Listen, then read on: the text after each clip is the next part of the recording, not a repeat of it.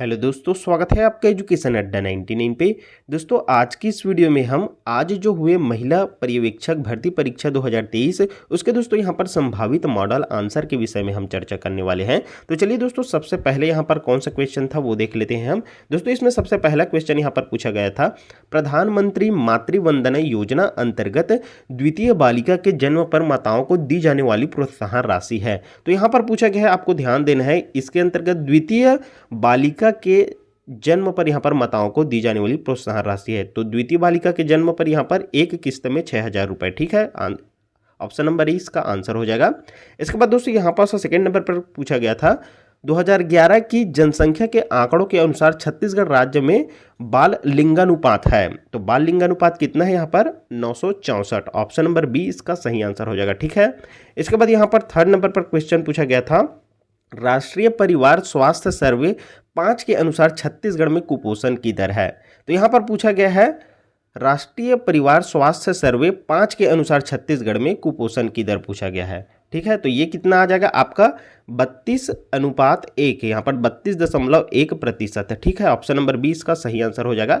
ध्यान में रखेंगे, हम जितने भी आंसर बताएंगे आपको संभावित बताएंगे। हो सकता है इसमें कोई आंसर को यहाँ पर बदला जा सकता है, और आपको अगर उसका सही आंसर हो, कोई हमसे गलती हो जाती है तो आप हमें कमेंट पर उसका जवाब भी दे सकते हैं। इसके बाद यहाँ पर फोर्थ नंबर पर क्वेश्चन आ जाता है, छत्तीसगढ़ राज्य की मुख्यमंत्री कन्या विवाह में व्यय मापदंड है।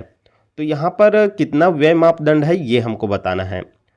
तो इसमें कौन सा आ जाएगा यहाँ पर 25,000 प्रति कन्या या 50,000 प्रति कन्या। तो आपको ध्यान रखना है, पहले कितना दिया जाता था, यहाँ पर 25,000 प्रति कन्या यहाँ पर दिया जाता था। जो अब दिया जाता है यहाँ पर 50,000 प्रति कन्या। ठीक है, ये आप ध्यान रखेंगे, इसका आंसर बी आ जाएगा। इसके बाद यहाँ पर क्वेश्चन पूछा गया था 5वें नंबर पे, मिशन शक्ति के संबंध में निम्न में से कौन सा कथन सही है। तो इसमें से कौन सा कथन सही है हमको ये बताना है। तो यहाँ पर इसमें से one stop centre, Beti Bachao Beti Padhao, नारी अदालत संबल के घटक। ठीक है, ऑप्शन नंबर बी आपका इसका सही आंसर हो जाएगा। इसके बाद यहाँ पर 6वें नंबर पर क्वेश्चन पूछा गया था, इनमें से किस जिले में लड़कियों के लिए संप्रेक्षण गृह नहीं है। तो यहाँ पर राजनांदगांव या अंबिकापुर, जगदलपुर या रायपुर। तो इसमें से हम आपको संभावित बता रहे हैं, यहाँ पर रायपुर आना चाहिए। ठीक है, ऑप्शन नंबर डी इसका आंसर हो जाएगा। इसके बाद यहाँ पर 7वें नंबर पर क्वेश्चन पूछा गया है, वह एकमात्र वर्ष जिसमें वजन त्योहार के आंकड़ों के अनुसार पिछले वर्ष की तुलना में कुपोषण दर में वृद्धि हुई है। तो कितनी हुई है वृद्धि ये हमको बताना है। ठीक है, तो इसमें सही आंसर आपका क्या हो जाएगा 2016-17 में। ठीक है, ऑप्शन नंबर डी आपका सही आंसर हो जाएगा। इसके बाद यहाँ पर क्वेश्चन पूछा गया था, छत्तीसगढ़ के कितने जिलों में वन स्पॉट सेंटर संचालित है। तो यहाँ पर छत्तीसगढ़ के कितने जिलों में यहाँ पर वन स्टॉप सेंटर संचालित है ये पूछा गया है। तो ध्यान में रखेंगे, पहले यहाँ पर 27 जिला था और अभी यहाँ पर 33 जिला हो गया है, लेकिन अभी तक यहाँ पर कितने जिलों में यहाँ पर वन स्टॉप सेंटर संचालित है, अभी तक यहाँ पर 27 में ही संचालित है। ठीक है, तो इसका सही आंसर हो जाएगा आपका ऑप्शन नंबर सी। इसके बाद यहाँ पर क्वेश्चन पूछा गया था 9th नंबर पे, छत्तीसगढ़ टोनही उत्पीड़न निवारण अधिनियम 2005 का कौन सा प्रावधान पीड़ित को यहाँ पर मुआवजा देने के लिए आदेश के बारे में बताता है। तो कौन सा धारा बताता है ये हमें बताना है। ठीक है, तो इसमें से आपका ऑप्शन नंबर डी आ जाएगा। ठीक है, 9 धारा 13। ठीक है, ऑप्शन नंबर डी इसका सही आंसर हो जाएगा। इसके बाद यहाँ पर क्वेश्चन पूछा गया था 10 नंबर पे, निम्नलिखित में से किस पोषक तत्व की कमी से यहाँ पर एनीमिया होता है। तो ये बहुत ही यहाँ पर सिंपल आंसर, यहाँ पर सिंपल क्वेश्चन यहाँ पर पूछा गया था, कौन सा आ जाएगा आपका आयरन। ठीक है, ऑप्शन नंबर 20 का सही आंसर हो जाएगा।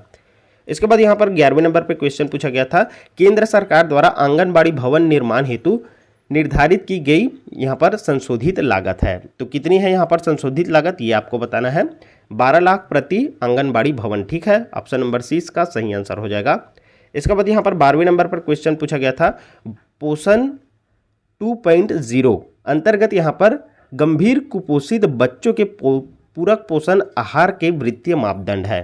तो क्या आ जाएगा इसमें आपके ऑप्शन नंबर 12 में आ जाएगा आपका ऑप्शन नंबर 2, 12 रुपये प्रति हितग्राही प्रतिदिन। ठीक है, इसके बाद यहाँ पर क्वेश्चन पूछा गया था 13वें नंबर पे, नोनी सुरक्षा योजना प्रारंभ हुई। तो नोनी सुरक्षा योजना आपका कब प्रारंभ हुई है ये आपको बताना है। ये हुई थी आपका 1/4/2014 से। ठीक है, ऑप्शन नंबर 20 का सही आंसर हो जाएगा। इसके बाद यहाँ पर क्वेश्चन पूछा गया था, किशोर न्याय अधिनियम 2015 का कौन सा प्रावधान पोषण देखरेख से संबंधित है? तो कौन सा है ये आपको बताना है। ठीक है, तो इसमें आ जाएगा आपका धारा 44। ठीक है, ऑप्शन नंबर 20 का सही आंसर हो जाएगा। इसके बाद यहाँ पर क्वेश्चन पूछा गया था, छत्तीसगढ़ राज्य में आंगनबाड़ी कार्यकर्ताओं की सेवानिवृत्ति पर देय उपादान की राशि है, तो कितनी है यहाँ पर इसकी राशि, ये आपको बताना है। तो ये है आपका 50,000। ठीक है, ऑप्शन नंबर सी इसका सही आंसर हो जाएगा। इसके बाद यहाँ पर क्वेश्चन पूछा गया था, प्रोटीन एनर्जी कुपोषण के कारण कौन सी बीमारी होती है?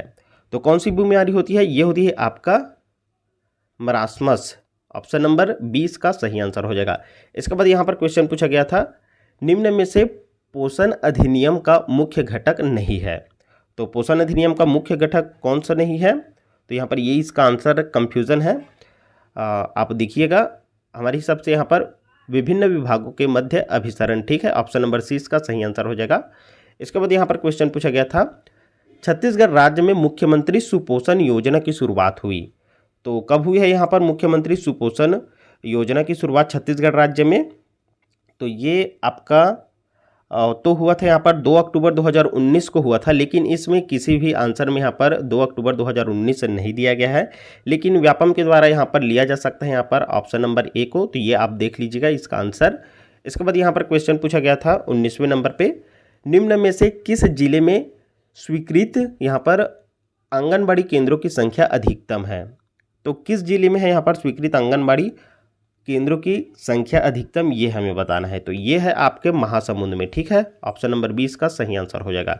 इसके बाद यहाँ पर क्वेश्चन पूछा गया था, आदिवासी या पहाड़ी क्षेत्रों में आंगनबाड़ी केंद्र खोलने की जनसंख्या के मापदंड है। तो कितना है इसका मापदंड? 300 से 800 की जनसंख्या एक आंगनबाड़ी केंद्र के लिए। ठीक है, ऑप्शन नंबर 20 का सही आंसर हो जाएगा। अब दोस्तों नेक्स्ट यहाँ पर आने वाला है जल्द ही आपके लिए वीडियो, तो इसके लिए आप सब्सक्राइब करके रख लीजिएगा चैनल को। यहाँ पर नेक्स्ट पार्ट भी जल्द ही आ जाएगा। ये फर्स्ट पार्ट का आंसर था। तो चलिए अब नेक्स्ट वीडियो में आपके साथ मिलते हैं।